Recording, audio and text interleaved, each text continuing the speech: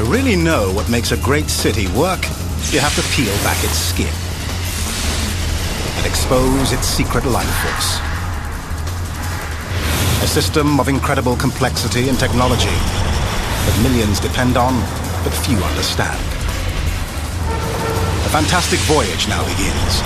A journey deep inside the world's megacities.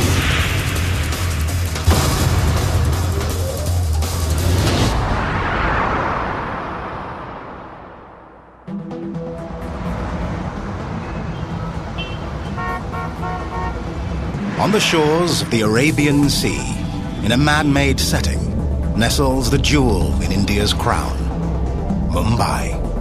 Once called Bombay, it's India's largest city.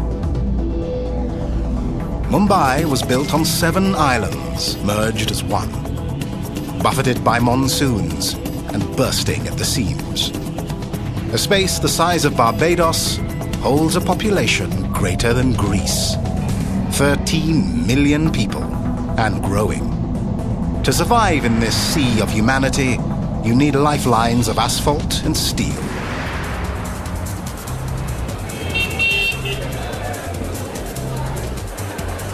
In this megacity, public transportation is the most vital organ. The city can't live without trains and buses. But this circulatory system is in for a shock. By the year 2020, Mumbai will swell to 28 million people. The world's largest city. To prevent paralysis, Mumbai needs radical surgery. But the operation won't be easy. The problem is geography. Trains run mainly north and south, between suburbs and downtown, on 2 lines, the Western Railway and the Central Railway. Every day, more than 200 trains make more than 2,000 trips along 300 kilometers of track. They carry more passengers per kilometer than any railway on Earth, a system taxed to the limit. To ease the crush, Mumbai has launched the largest public works project in its history. An elevated freeway, the first double-decker flyover in India, to bypass the busy tracks below. A 4-kilometer sea bridge like nothing ever built in Mumbai, to bypass congested roads. And an entire new metropolis, the world's largest planned city. The project will employ thousands of workers and cost billions of dollars. But will Mumbai's future arrive in time to rescue the rails? Every day, 88% of commuters take public transportation. Trains alone carry 6 million, equivalent to the entire population of Israel. During rush hour, a new train arrives every 3 minutes. The trains were built for 1,700 passengers, but they carry 3 times that number. The crowding is so notorious, the railways give it a name, the super-dense crush load. Surekha Yadav has felt the crush firsthand and witnessed the first attempts to relieve it. Mumbai is one of the world's few cities that runs trains just for women. Inaugurated in 1992, the Ladies Special eases the commute of working women and keeps them out of the super-dense crush.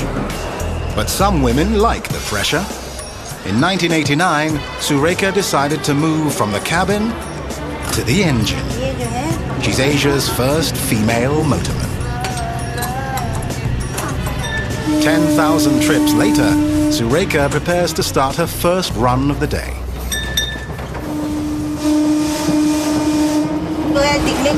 This may look pretty straightforward, but my hands, feet, eyes, ears, all my senses have to stay alert at all times. If even one stops working for a bit, accidents can happen. And they do. People die on these tracks every day. When she drives, Surekha has her hands full. One hand to accelerate, one to brake. The mechanism is named for a worst-case scenario, the dead man's handle. If something happens to the motorman, if he faints or something, and if the handle gets released, the traction cuts off automatically. The emergency brakes activate and the train comes to a halt.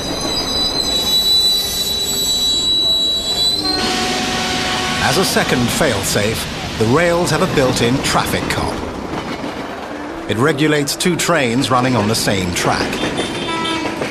It also allows motormen to make time on a railway where every second counts. We stop for only 20 to 30 seconds and then leave. We have to start within that time because we have to run according to the timetable. Otherwise, we won't reach the next station on time. With just minutes between trains, a single delay can ripple down the entire line. To keep Sureka moving on time, human eyes follow her down the track. A railway version of an air traffic control tower. Like its airplane counterpart, it stays in constant contact with the motorman running the trains. Today, Sureka is watched by the Central Traffic Control Room. On an entire wall, an electronic map shows the movement of every train on the system in real time. A red line indicates a train. A green line, the train's route. At peak hours in the Western system, 409 trains move along 4 tracks. A train coming late to my system will affect all the other trains. So suppose something happens to the first train, it's like a dominoes effect.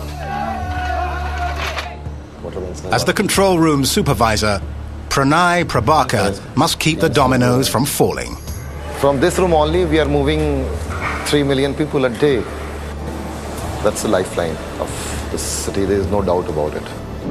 If the lifeline snaps, commuters flounder. There are 4,500 people in a train approximately. So I stop a train, 4,500 people are stranded. So a quick decision making is the essence of the system.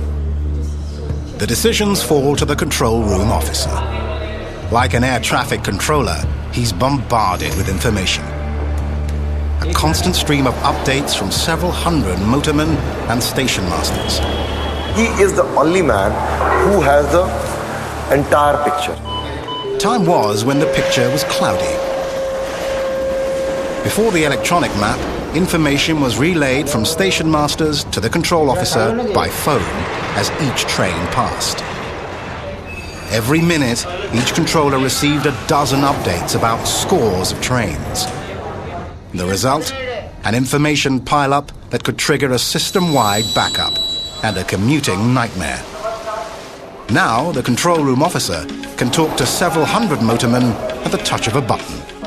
So they have got time for now quality decision making. They can act faster. They give instructions to the motorman, partner, you are running late, make time.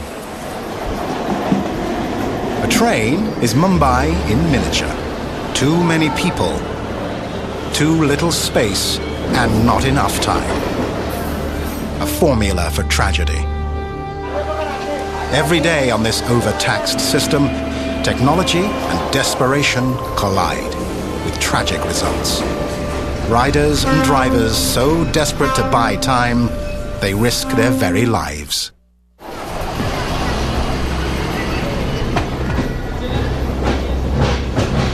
Every year in Mumbai, 3,500 people die on the train tracks, an average of 10 per day. Hundreds more are injured. I was standing in the other train platform, waiting for a train, when someone pushed me from behind.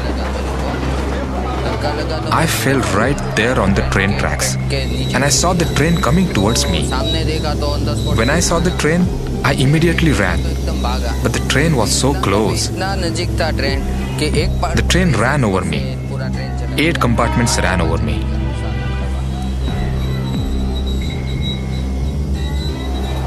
Jayanth Vasani lost a leg through no fault of his own. But thousands of victims step into harm's way on purpose.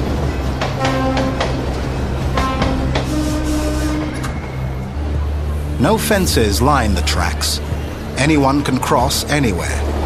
More than 7 million of Mumbai's inhabitants live in shanty towns near the rails.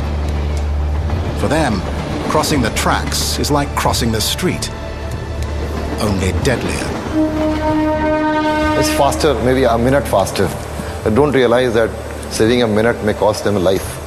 At every station, an overpass allows pedestrians to safely cross from one side of the tracks to the other. Some use it, some don't. There is nobody in Mumbai who hasn't seen such an accident. Somewhere or the other, this kind of accident happens. Even then, people keep rushing. So do the trains. In Mumbai, even death runs on their timetable. When an accident occurs, we feel terrible, but we don't keep it in our minds because we have to move the train forward. All the other passengers have to reach their destination. The railways post warning signs against trespassing to no avail. Life in Mumbai is really hectic. Every minute is precious, so people keep running every day. Time is more precious here than life. In this megacity, the tracks are dangerous, yet the trains are safe. Mumbai's railways have one of the best safety records in India. No trains have crashed in living memory. It's no accident. Every train is equipped with electronic safeguards. It's called the auxiliary warning system. It's like a mechanical co-pilot. It interacts with the signal system to control the train's speed and avert disaster. Near each signal, embedded in the track, is a transmitter. As the signal changes, so does the frequency on the transmitter. As a train passes over, the transmitter checks the train's speed against the signal's color. Then the transmitter beams its frequency to the train's auxiliary warning system. If the train is going too fast for a yellow signal or on the verge of running a red signal, the auxiliary warning system will either warn the driver or stop the train. An even more advanced system is about to be deployed to avert disaster, the ACD, or anti-collision device. A microprocessor is linked to a global positioning satellite device on the train's roof.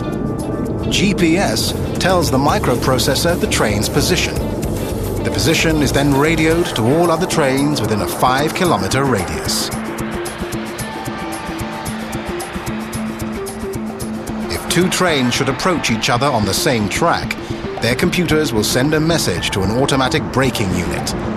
Stop. The ACD is a brand new invention of Rajaram Bochi. To prove it can work in Mumbai, he's putting his neck on the line. There is a stationary train here. You'll see an approaching train to the station.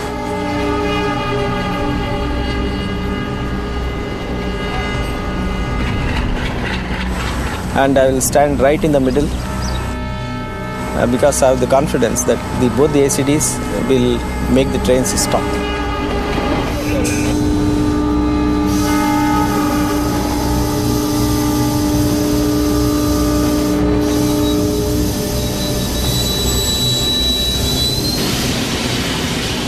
Bochi's confidence is well placed. The ACD automatically stopped the train. On a busy track, the ACD would stop the trains even farther apart, up to 100 meters. Over the next 4 years, 35,000 ACD units will be installed all over India, including the trains of Mumbai. The technology will not only reduce accidents, it will increase capacity. With the ACD, twice as many trains can safely run on the same track. The time between trains could be slashed in half to as little as 90 seconds. That's 40 trains per hour into every station on every track. Now that's rush hour. Mumbai is harnessing technology to keep the tracks open and the trains moving. But against one force, this megacity is powerless. Monsoon season. From June to September, more than 2 meters of rain may fall. Every summer, the rain is so heavy, this low-lying city is flooded. Tracks are inundated. Trains stop running. Mumbai itself grinds to a halt. And the water works to undermine the tracks. Rust, runoff, and rivers of debris. When Mumbai dries out, crews inspect the system, then resume the endless maintenance of 300 kilometers of aging track. The challenge? Repairing a transit system that never stops running and suffers more wear and tear than any other railroad. Every 3 minutes there is a train on this track. Arunandra Kumar is Mumbai's Director of Railway Maintenance. Every Sunday, he shuts down a short stretch of track to perform the railway equivalent of a physical exam. They call it a jumbo block.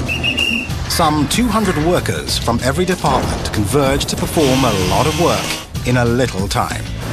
They inspect everything from wires to sleepers, signals to rails. Like most checkups, a jumbo block includes an X-ray. Over time, minor cracks form in the rails. When a crack ruptures, it can cause a derailment. To detect cracks, Kumar's crew uses an ultrasonic flaw detection machine. It's like ultrasound for rails. Ultrasound waves scan the metal and produce a sonographic image. If they find a crack, they operate. Like a surgeon removing a tumor, they cut out the defective rail. So if the cancer has been detected in time, it is removed and healthy part is there in place. The standard joint for attaching 2 rails is a fish plate, a metal bar bolted through the side of each rail. The fish plate leaves a small gap between the rails so they can expand in hot weather. When the wheels pass over this gap, they make their trademark clickety-clack. But under the car's enormous weight, the joint comes loose and exposes a train to derailing. The new rail has a built-in expansion joint. One rail overlaps the other, leaving a small gap underneath. And this gap is most crucial because it provides for the expansion of the rail as the temperature goes up. And it is more sturdy as compared to the original fish-plated joints because it does not provide a kick on the back on the wheels. After rails are inspected and repaired, the work is checked by machine. A big machine. Called a tie tamping machine, it performs 3 crucial tasks. It ensures the rail ties are secure, adjoining rails are even, and opposite rails are level. To stabilize the ties, the machine performs a gigantic shifting operation. 8 steel claws grip the rail and lift it up to 50 millimeters. The machine then tamps down the ballast around the ties to ensure they don't shift. Next, an onboard computer measures the alignment of the rails. If they're misaligned, it calculates the correction and levels the track. This one machine can inspect 800 meters of track an hour. The same job would take 65 men. The tie tamping machine eliminates 3 problems, but leaves one behind. As it lifts the rails, it makes them less stable. So another machine comes along to press them back into place. The dynamic track stabilizer is equipped with a pair of rollers on each side. As it rolls down the track, the rollers vibrate the rails with the force of 100 trains. And the result? The rails are settled and stabilized. When the track reopens, the ride may be crowded, but it won't be bumpy. Week after week, Kumar's crew will move on down the line. Working in concert under his direction. It's a pride to manage diverse things like an orchestra playing well. It can produce sound, it can produce music. It's my job to see that music is produced day in, day out, all the time. Most of the time, they make beautiful music, but they perform with an overtone of danger. In this job, you can lose a limb or your life. The perils, heavy machinery, high voltage wires, and the trains themselves. One false note and it's curtains.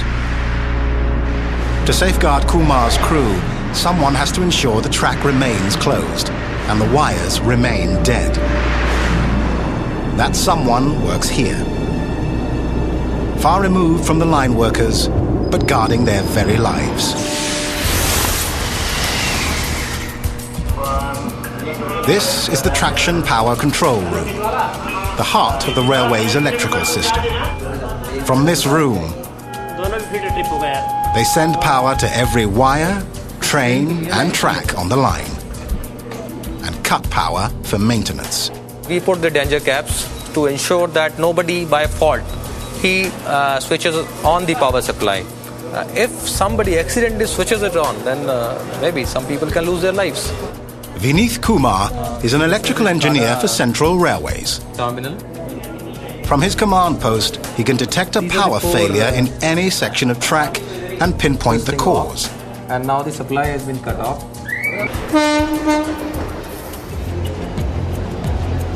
Like a runaway train, this megacity's swollen population has outstripped its infrastructure. Mumbai has tried to ease the crowding by adding cars. Trains that pulled 9 cars now pull 12, a 35% increase in capacity. Yet they're still more densely packed than any on Earth.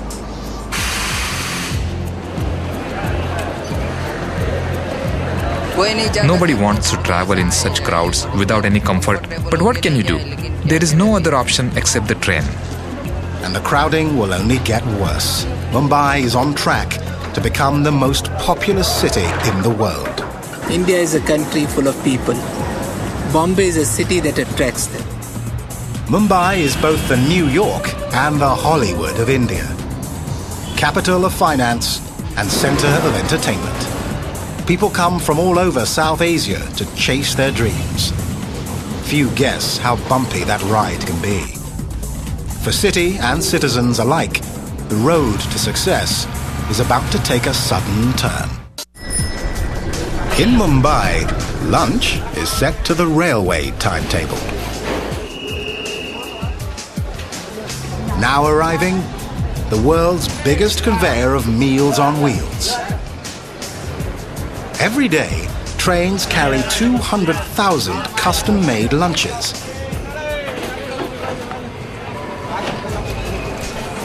The meals are delivered by 5,000 white-garbed couriers, the dabowalas. From preparation to distribution, this century-old system is a model of efficiency. And the linchpin of the entire operation is the railroad.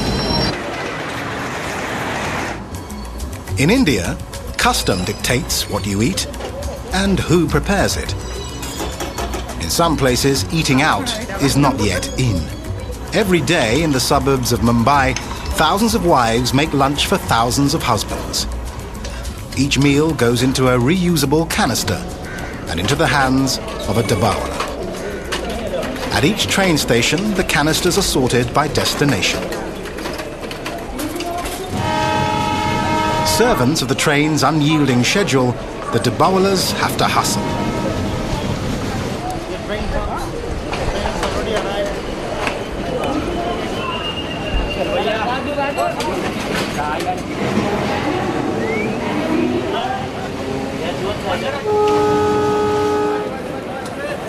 They have just 30 seconds.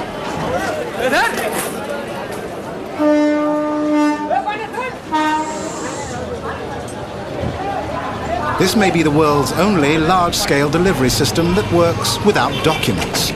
200,000 lunches every day and not a shred of paper.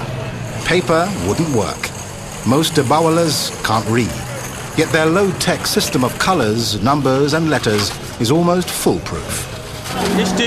This is the code mark for the station. This 9 code is for the person who makes the delivery. The market it goes to is marked here as M. That's the code for the market.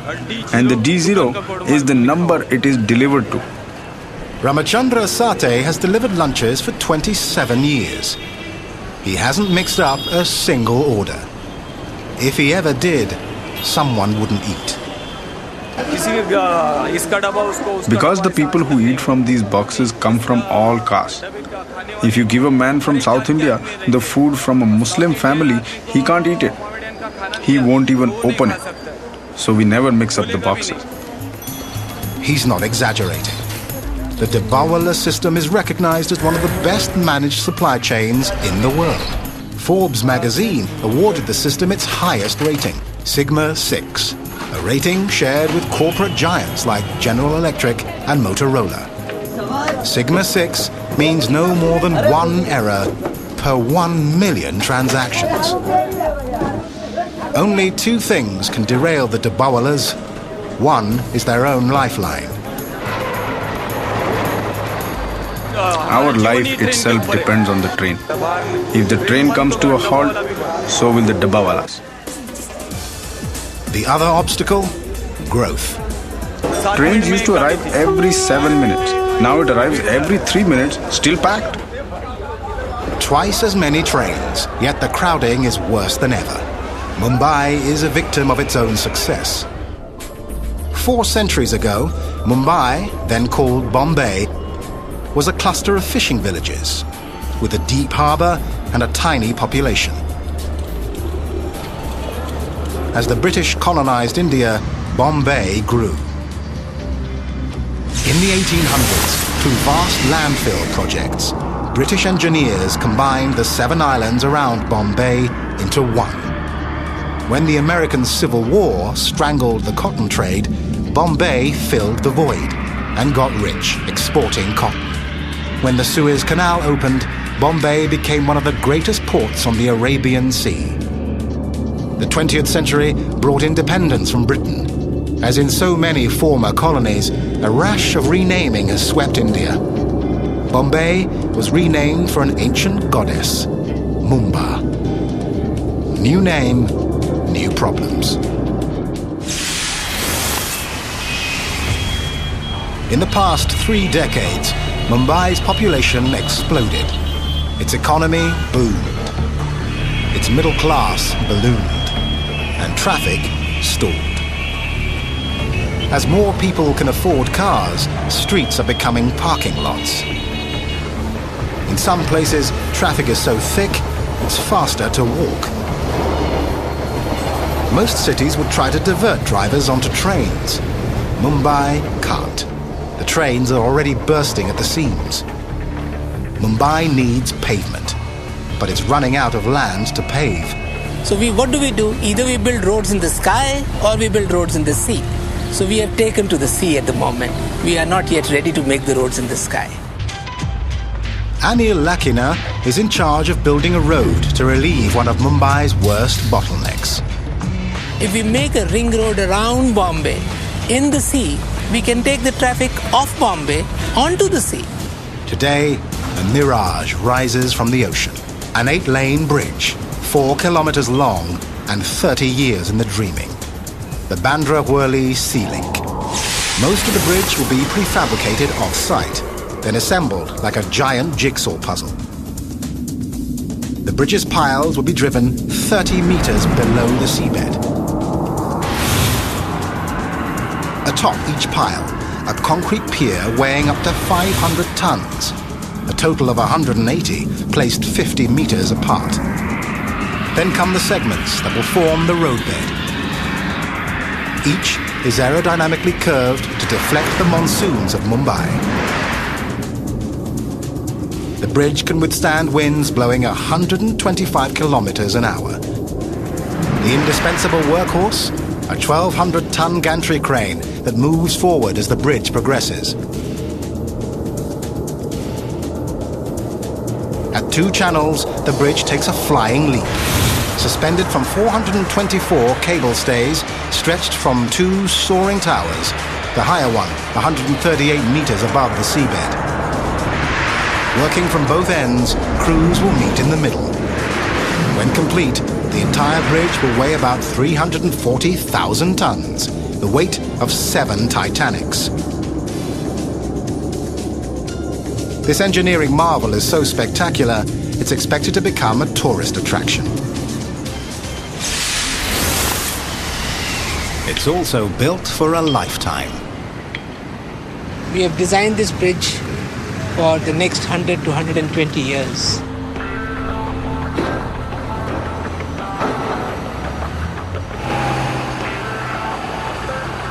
Longevity is built in. At peak production, engineers pour 150 cubic meters of high-performance concrete an hour, enough to fill 25 truckloads. Denser than normal concrete, it takes up less volume but packs more strength. It's treated with silica fumes to plug gaps and make it waterproof. To protect the steel rebar from saltwater corrosion, the concrete is mixed with a coal byproduct called fly ash. As a second line of defense, the rebar itself is coated with an epoxy that seals out oxygen and rust. The segments are the biggest and heaviest ever cast in India. Each weighs between 120 and 140 tons. Each segment is numbered, then hoisted into place like a bead on a string. Construction progresses 1 segment at a time, 1 span at a time.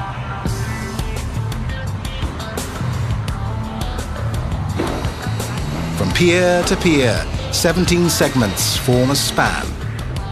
15 in the middle and 2 on the ends atop piers. The segments are stitched together with 28 high-tensile steel cables as thick as a basketball, anchored on the pier segments. As the bridge leaves landfall, construction moves out to sea. Segments will be floated on barges, then hoisted into place.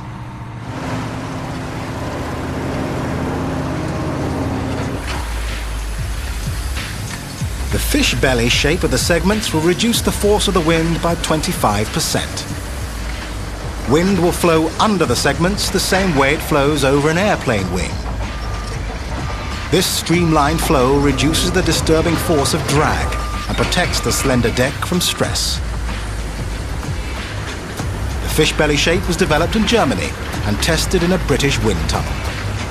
My problems are not unique, and my solutions can be easily borrowed from the other parts of the world. Mumbai doesn't shy from seeking advice. It's importing experts from China to construct something India has never built. A structure to accommodate not only the flow of cars, but ships.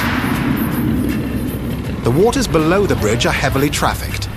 To extend the footings from shore to shore would block the channel. Solution, the cable stay bridge.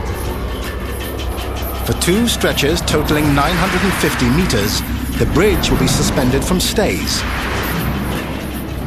In turn, the stays transfer their load to the pylons.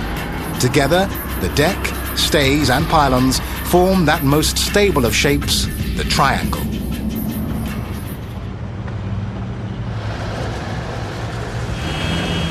When the bridge opens, congested Mumbai will heave a sigh of relief. We should be able to get about 15 to 20% off the rail, on the road and to the waterways. Diverting traffic over water will relieve part of Mumbai's congestion. Changing direction will relieve more. You only see people traveling from north to south and back. We are now finding methods of connecting it between east and west. East-west travel has long been hampered by some of the world's busiest railways. Mumbai's trains run north and south, just minutes apart. Building a road across the tracks would only create a bottleneck. The solution? A road over the tracks. What we're building is a bridge for the first time in the city of Mumbai that connects the eastern part to the western part. This is going to be one of the two major east-west corridors connecting Mumbai. Milan Dave is charged with engineering a road to rival the Sea Link bridge. A highway that's truly high. The Santa Cruz-Chembur Link Road will be one of the first major roads to connect Mumbai east and west, and the first double-decker roadway in India. To support its enormous weight, its foundation will be sunk up to 90 meters below the swampy subsoil, into firmer bedrock below. On its deck, a superstructure unlike any in India. 2 levels of roadway, strong enough to withstand the winds of monsoon season. The flyover is actually composed of layers upon layers to spread out the crush of traffic. The upper layer feeding east to west, and the lower north to south.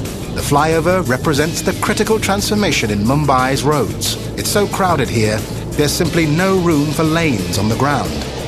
The entire road is 6 kilometers long, but to cross the busy railways below, 2.5 kilometers will be elevated.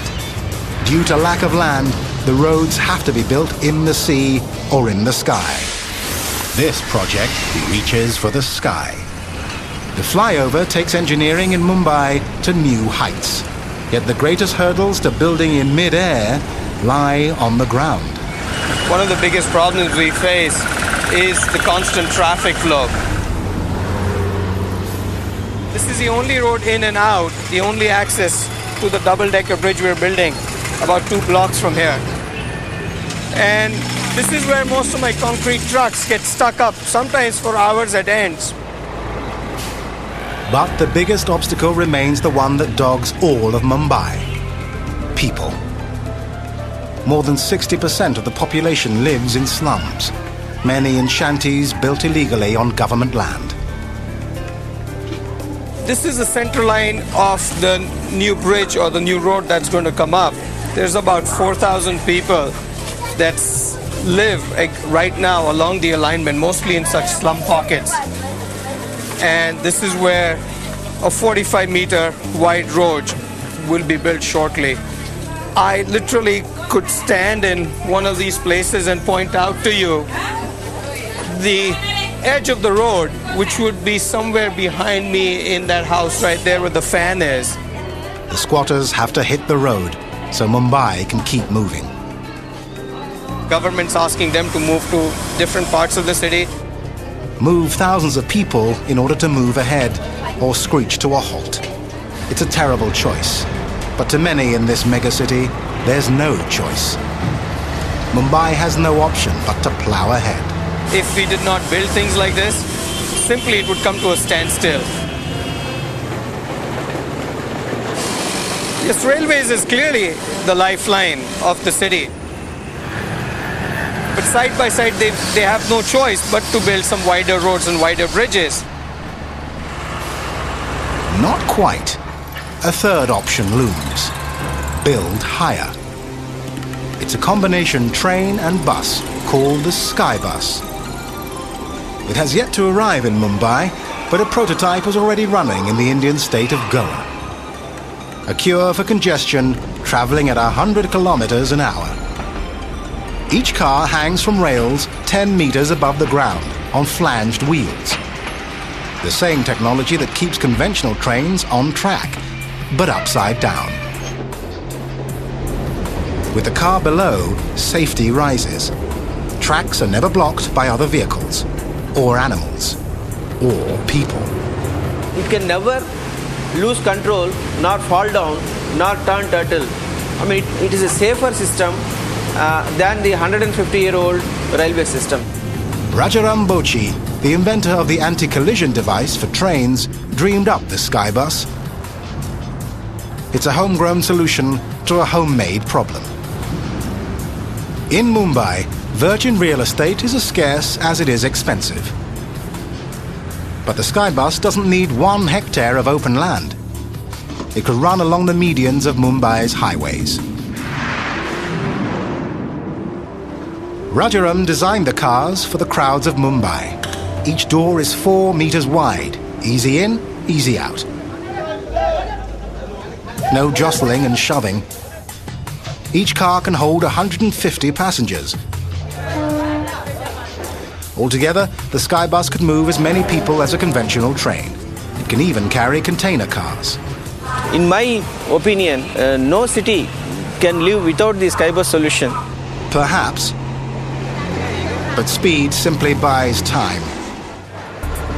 Inevitably, rails and roads will be overwhelmed. Moving people faster isn't enough. This megacity must move people somewhere else. To save Mumbai's vital organs will take radical surgery, a transplant of epic proportions. On the edge of the Arabian Sea, the future is under construction. The world's largest planned city. It's called Navi Mumbai, New Mumbai. Once it was empty marsh.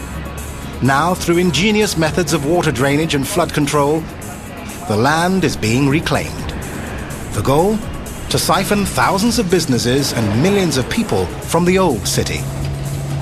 Already, 1.2 million people live here, barely a third of the new city's capacity. To avoid the mistakes of old Mumbai, Navi Mumbai is designed to move people efficiently and easily. Engineers build from the spine out. And once again, the backbone of growth is the railway. This is the gateway to Navi Mumbai. Every day, 400,000 people pass through the station.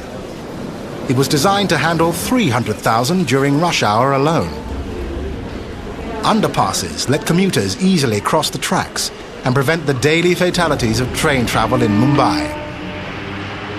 Platforms 12 meters wide, the envy of the old city, prevent crowding. The station has been designed to disperse the crowd, so that in less than a minute, everybody out. Mr. R.K. Char is one of Navi Mumbai's city planners. He was also one of the first 10 residents. When he came here, he found a city underwater. Like Mumbai, one island made from 7, Navi Mumbai is made by reclaiming the land. Here in this area, the soil is very bad. Char is standing on 12 meters of clay. When saturated, it has all the strength of a sponge. Before engineers can build a road, they have to extract the water. First, using a crane, they drive hundreds of perforated rubber pipes into the subsoil.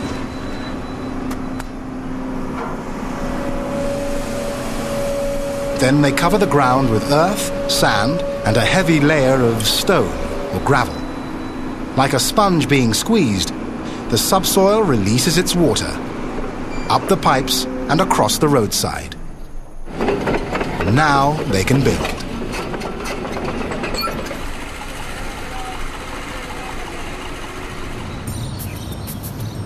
Also, like Mumbai, much of Navi Mumbai lies at sea level. Unlike the old city, the new one rarely floods. Along the shore, engineers have built more than a dozen holding ponds. They hold excess groundwater, rainfall, and treated sewer water. Water flows out through a mechanism as ingenious as it is simple. No pumps, no electricity, just the natural force of daily tides, and a system of automatic gates. Mumbai is one of the few megacities in the world with a strong tidal surge, a full 4 meters. During the low tide. During the low tides, when the water is higher than this level, it will open. It will open. Pressure inside the holding pond forces the gates open, and the water rushes out to the sea. During high tide, the pressure of rising water forces the gates closed and keeps the sea at bay. If it floods, the ponds fill up and keep the water from flowing into the city. If the ponds were to overflow, electric pumps stand by, ready to pump out millions of litres per minute. Yet the gates and ponds work so well, the pumps have rarely been used.